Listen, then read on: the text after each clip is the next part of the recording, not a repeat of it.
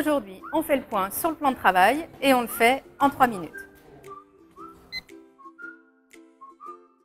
L'importance du plan de travail dans la cuisine est primordiale. C'est vraiment quelque chose qui se pense dès la conception de la cuisine, c'est pas un accessoire. C'est très important parce que c'est un endroit où on va travailler, c'est un espace de travail. On va cuisiner, on va laver régulièrement, donc il faut le prendre en compte dès le début de la conception. On aura le choix parmi deux sortes de plans de travail, des plans de travail standards qui seront recoupables et des plans de travail sur mesure. Alors il existe des plans de travail en bois massif qui ont un aspect très esthétique chaleureux. C'est des plans de travail qui sont très solides et par contre il faut penser à l'entretenir régulièrement. Il existe aussi des plans de travail en stratifié. L'avantage c'est que c'est un plan de travail qui est peu onéreux, c'est pour ça qu'il équipe 75% des cuisines. C'est un plan de travail qui existe dans différents coloris, donc on peut le personnaliser comme on le veut. Il est très résistant, on peut le laver, passer un coup d'éponge très facilement dessus. Par contre, seul inconvénient, attention de ne pas poser une casserole chaude dessus parce que ça ne va pas résister.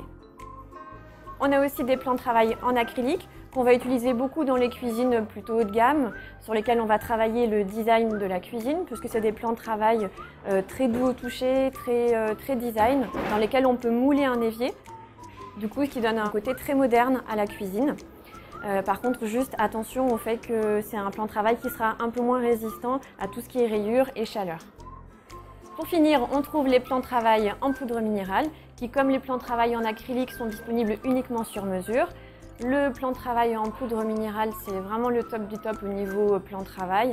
C'est celui qui va être hyper esthétique, doux au toucher, super résistant. On peut couper dessus, on peut poser une casserole chaude, c'est super résistant. Et pourquoi? Parce que c'est de la pierre qui est reconstituée.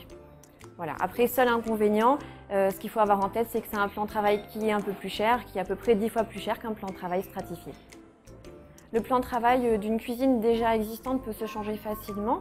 Il suffit de bien prendre les dimensions et on peut le changer, ça changera complètement le look de la cuisine. La hauteur standard d'un plan de travail, c'est 92 cm.